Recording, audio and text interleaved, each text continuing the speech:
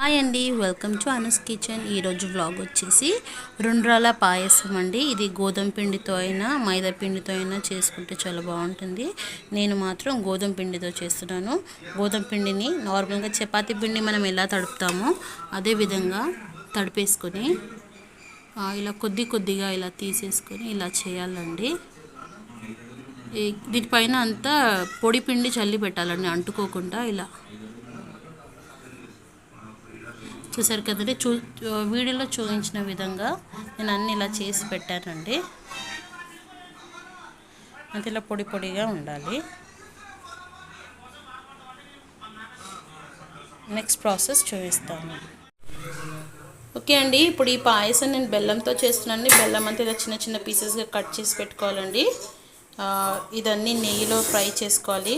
కాజు, కిస్మిస్, బాదం, చిరోంజి, సోంపు, పచ్చి కొబ్బరి అండి. చూసారు కదా, ఒక 3 గ్లాసుల వాటర్ పోసానండి. ఈ వాటర్ బాయిల్డ్ అయినప్పుడు ఈ బెల్లాన్ని అందులో వేయాలి. ఓకే అండి, ఇప్పుడు తురుముకున్న బెల్లాన్ని మొత్తం ఇందులో వేసేసుకుందాము.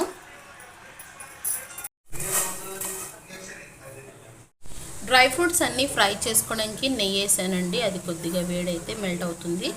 దాని తర్వాత మనం డ్రై ఫ్రూట్స్ అన్నీ ఒకటొకటిగా అన్నీ ఫ్రై చేసుకుందాము. ఎక్కువ మార్చొద్దండి, కొద్దిగా ఇలా ఫ్రై లైట్ గోల్డెన్ బ్రౌన్ వస్తే సరిపోతుంది. ఇందులో పచ్చి కొబ్బరి, కిస్మిస్, కాజు, బాదం వేసానండి. చిరోంజి వేయలేదు, అది లాస్ట్గా వేస్తాను. చూసారు కదండి, వాటర్ ఎలా బాయిల్డ్ అవుతున్నాయో. ఇలా బాయిల్డ్ అవుతున్న వాటర్లో గోధుమ పిండివి నేను చేసి పెట్టాను కదండి, ఇది కొద్దిగా అన్నీ వేసేసుకుందాం. అందులో వేసాక కలపాలండి. కొద్దిగా వేయడం వల్ల అంటుకో. ఇలా వేసిన తర్వాత కలుపుతూ ఉండాలి, లేకపోతే లోపలికి వెళ్ళాక అన్ని గడ్డలు కట్టేస్తాయి. గడ్డలు కట్టినా ఇలా చేస్తే పోతుందండి. సోంపుని నేను నెయ్యిలో ఫ్రై చేయలేదండి, ఇలాగే వేసేయాలి. లైట్గా ఫ్రై చేసుకున్న అన్ని డ్రై ఫ్రూట్స్ అండి. ఇప్పుడు ఇది కూడా ఇందులో వేసేద్దాము.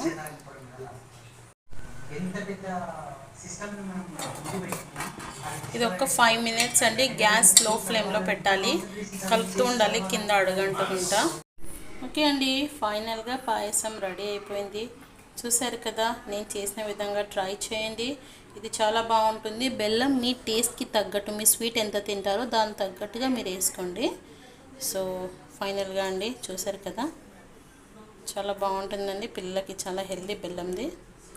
ఓకే అండి, మీకు నచ్చితే లైక్ చేయండి, షేర్ చేయండి అండ్ సబ్స్క్రైబ్ చేయండి. Thank you for watching my YouTube channel.